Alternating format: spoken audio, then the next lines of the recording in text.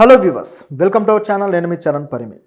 దువ్వాడ శ్రీనివాస్ మాధురి ఇలా ఎపిసోడ్ రకరకాలుగా టర్న్ అయ్యి చివరికి ఇప్పుడు మళ్ళీ మరో కొత్త ట్విస్ట్ వచ్చింది. సో ఆ ట్విస్ట్ వెనుక అనేక సంగతులు ఉన్నాయి. సో అవి ఇంట్రెస్టింగ్గా ఉన్నాయి. సో దాని గురించి మనం మాట్లాడదాం. చాలా కాలంగా ఈ టాపిక్ అయితే నలుగుతూ వస్తుంది. దువ్వాడ శ్రీనివాస్ గారు అయితే నేను మాధురితోనే నా జీవితం అన్నట్లుగా ఆయన కూడా వాళ్ళ మధ్య ఉన్న ప్రేమని మీడియాలో బయటపెట్టుకోవడం జరిగింది. మరోవైపు చూస్తే ఆయన భార్య వాణి గారు అప్పటి నుంచి కూడా దాదాపు 4 రోజుల పైన అయిపోయింది. ఇప్పటికీ కూడా ఆవిడ ఆయన ఇంటి ముందు ధర్నా చేస్తూనే ఉన్నారు. అది కొనసాగుతుంది ఆవిడ పోరాటం. అదేవిధంగా మరోవైపు మాధురి గారు అయితే తన జీవితం తాను గడుపుతూ ఉన్నారు సొంతంగా. అలాగే ఆయన తనకు ఫిలాసఫర్ అని చెబుతూ వచ్చి అప్పుడప్పుడు వీళ్ళు కలుస్తున్నారు, కానీ ఒకే చోట అయితే ఉన్నది లేదు ఇప్పుడు. కానీ ఇప్పుడు ఆ ట్విస్ట్ రివర్స్ అయింది. సడన్గా మాధురి గారు దువ్వాడ శ్రీనివాస్ ఇంట్లో కనిపించారు నిన్న. దాంతో ఈవిడ ఎందుకు ఇక్కడ ఉన్నారని చెప్పేసి అందరూ ఆశ్చర్యపోయారు. వాణి అయితే బాగా షాక్ అయిపోయి ఆవిడ ఇప్పుడు మళ్ళీ పోరాటానికి దిగారు. ఆ ఇంటి ముందుకు వచ్చేసి నా ఇంట్లో నువ్వు ఎలా ఉంటావు, అది నా భర్త ఇల్లు, ఉంటే నేను ఉండాలి, నువ్వు ఉండడానికి అర్హత లేదని చెప్పేసి ఆవిడ మాధురి గారిని రకరకాలుగా తిట్టడం దూషించడం చేస్తూ ఉన్నారు. ఎలాగైనా సరే మీరు బయటికి వెళ్ళిపోవాలని చెప్పేసి ఆవిడ్ని అంటూ ఉన్నారు. ఇదొక వైపు సాగుతూ ఉంటే మరొక వైపు వచ్చేసి దువ్వాడ శ్రీనివాస్ గారు ఆయన తన ఇల్లు ఏదైతే ఉందో ఆ ఇల్లు ఇప్పటికీ తన పేరు మీదనే ఉంది. అయితే ఈ ఇల్లు విషయంలో మాత్రం కొద్దిగా వివాదాస్పదంగా నడుస్తూ ఉంది వ్యవహారం. అది ఇప్పుడు కొత్త ట్విస్ట్. వాణి ఆ ఇల్లు నాది, సో నాకు ఆ హక్కు ఉంది, కాబట్టి మీరు బయటికి వెళ్ళిపోండి అని చెప్పేసి వాణి గారు అంటున్నారు. ఇటువైపు చూస్తే దువ్వాడ శ్రీనివాస్ గారు ఆ ఇంటిని మాధురి పేరు మీదకి మార్చారని చెప్పేసి మాధురి గారు డాక్యుమెంట్స్ తీసుకొచ్చి చూపిస్తున్నారు, రిజిస్ట్రేషన్ డాక్యుమెంట్స్. సో దాంతో వాణి గారికి షాక్ అయింది. ఏంటి ఇలా జరిగిందని చెప్పేసి అర్థం కాలేదు. ఆ డాక్యుమెంట్స్ ఫోర్జరీ, అవి చెల్లవు, ఎందుకంటే అవి మీ ఆస్తి కాదు, అవి నాది అని చెప్పేసి ఆవిడ మాట్లాడుతుంది. ఎందుకంటే భార్యగా ఆవిడకి ఆ హక్కు ఉందని చెప్పేసి ఆవిడ. కానీ ఇక్కడ గమనించి చూస్తే ఆల్రెడీ ఆవిడకి వేరే ఇల్లు ఉంటే అది ఇచ్చారు, తర్వాత వేరే వ్యాపారాలు ఉంటే వాటిని కూడా ఇవ్వడం జరిగింది. అయితే ఈ ఇంటికి సంబంధించి మాత్రం గొడవ చాలా రోజులుగా నడుస్తూ ఉంది. ఒకవైపు ఏమో నా భర్తను బుట్టలో వేసుకున్నావు, నా భర్తని నా కుటుంబాన్ని నాశనం చేసావని ఒకవైపు మాట్లాడుతూనే, మరోవైపు మాత్రం నాకు అందులో వాటా ఇస్తే నేను వెళ్ళిపోతానని వాణి గారు మరోవైపు అంటున్నారు. సో ఇది వాటా గురించా భర్త గురించి అనేది కన్ఫ్యూజన్ క్రియేట్ చేసుకొని చివరికి ఆస్తిలో వాటా గురించి అనేది దాదాపు డిసైడ్ అయిపోయింది. ఇదిలా ఉంటే ఇక మాధురి గారు వచ్చేసి ఆ డాక్యుమెంట్స్ చూపించి గట్టిగా డిమాండ్ చేస్తున్నారు. నేను ఆల్రెడీ 2 కోట్ల రూపాయలు ఇల్లు కట్టుకోవడానికి ఇచ్చాను, సో ఆ డబ్బుకు బదులుగా నాకు ఈ ఇల్లు అయితే రాసివ్వడం జరిగింది. సో ఈ రిజిస్ట్రేషన్ నా పేరు మీద ఉంది, కాబట్టి మేమిద్దరం కలిసి జీవించబోతున్నాము, ఇది నాది అని చెప్పేసి ఆవిడ అంటున్నారు. సో ఇది ఇక్కడ ఉన్న వెర్షన్.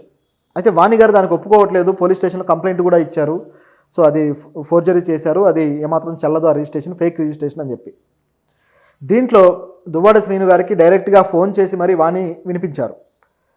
ఈ ఇల్లు ఎవరిది, నేను నీకు డబ్బులు ఇచ్చానా లేదా అని చెప్పేసి ఆవిడ కన్ఫర్మేషన్ చేసుకొని ఆ రిజిస్ట్రేషన్ అనేది ఒరిజినలే, ఆయన డైరెక్ట్గా ఆవిడ పేరు మీదకి మార్చాడు అనేది వాణి గారికి క్లారిఫై చేశారు. కానీ ఆవిడ ఏమాత్రం కన్విన్స్ అవ్వలేదు. ఖచ్చితంగా దీంట్లో నాకు వాటా ఉందని చెప్పేసి ఆవిడ అడుగుతూ ఉన్నారు. అయితే దీంట్లో భాగంగానే మాధురి గారు కొన్ని మీడియా సంస్థలకు ఇంటర్వ్యూలు ఇస్తున్నారు. అయితే ఆవిడ అనేక విషయాలు చెప్తూ ఉన్నారన్నమాట. సో ఇక్కడ జరిగిన సంఘటనలకి ఆవిడ చెప్పేదానికి మధ్య సింక్ ఎలా ఉందంటే, మామూలుగా అయితే ఇప్పటిదాకా వచ్చిన ఆరోపణల్లో దువ్వాడ శ్రీను ఆస్తులను కొట్టేయడానికే మాధురి ఈ విధంగా ఆయన బుట్టలో వేసుకుంటుంది, ఈ విధంగా వచ్చింది అని చెప్పేసి వాణి గారు అలాగే ఆవిడ కూతురు ఆరోపిస్తూ వచ్చారు. అదంతా దృష్టిలో పెట్టుకొని నా దగ్గర ఉన్న 30 కోట్ల ఆస్తిలో 29 కోట్లు మీరే తీసుకోండి, నేను రాసిచ్చేస్తానని చెప్పేసి దువ్వాడ శ్రీనివాస్ అనడంతో ఇది ఆస్తికి సంబంధించి ఆవిడ ఏదో ఇది చేయడం కాదు, ఇది వేరేగా ఉంది అని చెప్పేసి జనాలు అర్థం చేసుకున్నారు. ఆ తర్వాత ఆయన్ని టెక్కల ఇన్ఛార్జిగా తప్పించడము రాజకీయంగా వాణి గారికి ఇంకాస్త ప్రయారిటీ పెరిగినట్టు అయింది. సో ఇదంతా రాజకీయ ప్రాబల్యం కోసం చేస్తున్నది అన్నట్టుగా కనిపించింది. అయితే ఇప్పుడు మాధురి గారు చెప్తున్న విషయం ఏంటంటే, ఆయనకు అసలు ఏ ఆస్తులు లేవు, ఆయనకు ఆస్తులు ఉండి బుట్టలో వేసుకునేంత అవసరం నాకు లేదు, నిజానికి నాకే ఆస్తులు బాగా ఉన్నాయని చెప్పేసి ఆవిడ అన్నారు. ఆవిడకి శ్రీకాకుళంలో కావచ్చు, వైజాగ్లో కావచ్చు, టెక్కల్లో కావచ్చు, సో ఇట్లా అనేక ప్రాంతాల్లో ఆస్తులు ఉన్నాయి, నాకు ఇల్లు ఉన్నాయి, అలాగే టెక్కల్లో పెట్రోల్ బంక్ ఉంది, దాని నుంచి ఆదాయం ఉంది, అదేవిధంగా ఒక ఫ్లాట్ కూడా ఉంది, వైజాగ్లో మంచి ఫ్లాట్ ఒకటి ఉంది. సో ఇట్లా 2 కోట్ల రూపాయల ఫ్లాట్ అది. ఇట్లా నాకు చాలా ఆస్తులు ఉన్నాయి. దాంతోపాటు మా ఫాదర్ ఆల్రెడీ రియల్ ఎస్టేట్ వ్యాపారి, అదేవిధంగా మా గ్రాండ్ ఫాదర్ కూడా రియల్ ఎస్టేట్ వ్యాపారి. సో మాకు ఆస్తులు బాగున్నాయి, మేము ఎందుకు ఈ విధంగా ఆయన దగ్గర ఆస్తులు తీసుకోవాల్సిన అవసరం ఏముంది, పైగా ఆయనకి ఏమీ లేకపోయిన టైంలో నేను ఆయనకు డబ్బులు ఇచ్చి ఆ ఇల్లు కట్టడానికి హెల్ప్ చేశాను, కాబట్టే దానికి బదులుగా నాకు ఈ డాక్యుమెంట్ ఏదైతే ఉందో ఇది రిజిస్ట్రేషన్ చేసి ఇచ్చాడు అని చెప్పి ఆవిడ చెబుతున్నారు. అయితే ఇందులో ఒక అంశం కనిపిస్తూ ఉంది. ఏంటంటే, ఆ ఇంటిని ఆయన చేతి నుంచి ఏదో రకంగా కోర్టుకు వెళ్ళి ఆవిడ లాక్కునే ప్రమాదం ఉందని గ్రహించిన శ్రీనివాస్ గారు నాగ్గా దాన్ని మాధురి గారికి రాసిచ్చేశారు. అయితే దీనికి సంబంధించి అప్పు ఏదైతే ఉందో కట్టాల్సి ఉందో దానికి వడ్డీలు అవన్నీ కూడా లెక్కలు చూపించి ఆయన మరి ఆ ఇంటిని ఆవిడ పేరు మీదనే చేస్తే ఇక అది తిరిగి కోర్టు రూపంలో కానీ లేకపోతే ఏ రూపంలో కూడా ఆవిడకి వెళ్ళే అవకాశం ఉండదు అనేది శ్రీనివాస్ గారి ఆలోచన అయి ఉండొచ్చు. పైగా మిగతా ఆస్తులు ఎన్నో ఇస్తున్నాను కదా అనేది ఆయన పాయింట్. మరి అన్నీ ఇస్తున్నవాడు మరి ఈవిడ ఎందుకు దీని మీదనే అడుగుతుంది అనేది అర్థం కావట్లేదు. పోనీ ఈ ఇల్లు ఇస్తే మిగతా ఆస్తులు ఏమైనా వదిలేస్తారా వాటా? ఒకవేళ అలా వదిలేసేటట్టయితే దీని వాల్యూకే మిగతా ఆస్తులు కూడా వస్తాయి కదా. సో అవి ఆయన పేరు మీదకి ఏమన్నా తీసుకునే ఛాన్స్ ఉందా? ఇది పూర్తిగా ఆస్తి గొడవేనా లేకపోతే ఇంకేమన్నా ఉందా? ఆస్తి గొడవ అయితే మధ్య మార్గంగా అనేక సొల్యూషన్స్ ఉన్నాయి. కేవలం ఒక ఇంటి మీద పట్టుకొని కూర్చోవాల్సిన పని లేదు. దాన్ని శ్రీనివాస్ గారు కూడా అదే పట్టుకొని కూర్చోవాల్సిన అవసరం లేదు. దీంట్లో మధ్య మార్గంగా చాలా మార్గాలు ఉన్నాయి. సెటిల్ చేసుకోవడానికి అనేక అవకాశాలు ఉన్నాయి. కానీ అది కాకుండా ఇంకేదో ఉందన్నట్టుగా ఇందులో కనిపిస్తుంది. కాబట్టే ఇది ఇలా ప్రొలాంగ్ అవుతూ వెళ్తుంది, ఆవిడ ఆరోపణలు కావచ్చు ఇవన్నీ కూడా. అయితే మాధురి గారి ఇంటర్వ్యూలో మాత్రం ఈ విధంగా చెప్పడం జరిగింది.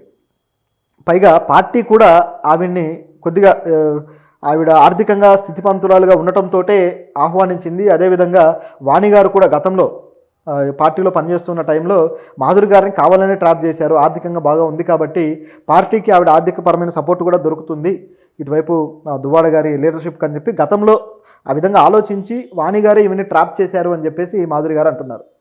అలా ట్రాప్ చేసిన తర్వాత జగన్ బర్త్డేలు కావచ్చు, అలాగే శ్రీనివాస్ గారి బర్త్డేలు కావచ్చు, పార్టీకి సంబంధించి కొన్ని కార్యక్రమాలు ఏవైతే ఉంటాయో ఆ కార్యక్రమాల బాధ్యతలు ఈవిడ మీద పెడితే ఈ మాధురి గారు పూర్తిగా తన బాధ్యత తీసుకొని మొత్తం అవన్నీ కూడా అరేంజ్మెంట్ చేయడము, దానికి సంబంధించిన ఆర్థికపరమైన ఖర్చులన్నీ ఆవిడే పెట్టుకోవడము, ఇట్లా చేసుకుంటూ వచ్చారట.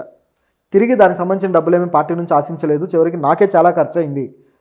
సో ఇటువంటి ఖర్చులు పెట్టడం కోసమే ఆవిడ నాగ్గా నన్ను ఇటు పార్టీలోకి తీసుకున్నారు అని చెప్పేసి మాధురి గారు ఆరోపిస్తున్నారు. మరి అంతా తెలియలేదా మీకు? మీరు ఎందుకు ఈ విధంగా చేశారు, పెట్టారు డబ్బులు అంటే దానికి కూడా ఆవిడ సొల్యూషన్ చెప్తున్నారు. ఏమన్నారంటే, నాకు ఆల్రెడీ తెలుసు వాళ్ళు నా డబ్బుల్ని ఈ విధంగా ఖర్చు పెట్టిస్తున్నారు నా చేత అనేది నాకు అర్థమైంది. కాకపోతే నాకు దువ్వాడ శ్రీనివాస్ గారి మీద ఉన్న అభిమానం, ఆయన నేను ఫాలోవర్ని, నేను అదేవిధంగా జగనన్న అభిమానిని కాబట్టే పార్టీ కోసం నేను ఖర్చు పెట్టాను అని చెప్పేసి ఆవిడ పార్టీ విధానాన్ని తీసుకొస్తున్నారు. పైగా దీంట్లో కుట్ర సిద్ధాంతాన్ని కూడా లాగారు చిన్నగా. ఇప్పటిదాకా జరుగుతున్నది ఏదైతే తక్కువైందో అది ఒకటే కుట్ర సిద్ధాంతం, దాన్ని కూడా లాగారు ఈ ఇష్యూలో.